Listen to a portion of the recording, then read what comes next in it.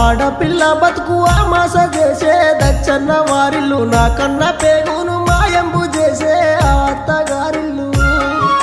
సీతమ్మ కష్టాలు నువ్వు మోసినవా నా తల్లి ఇన్నాళ్ళు యమునోలే నీ భర్త కాల రాసాడా నీ పూల నవ్వులు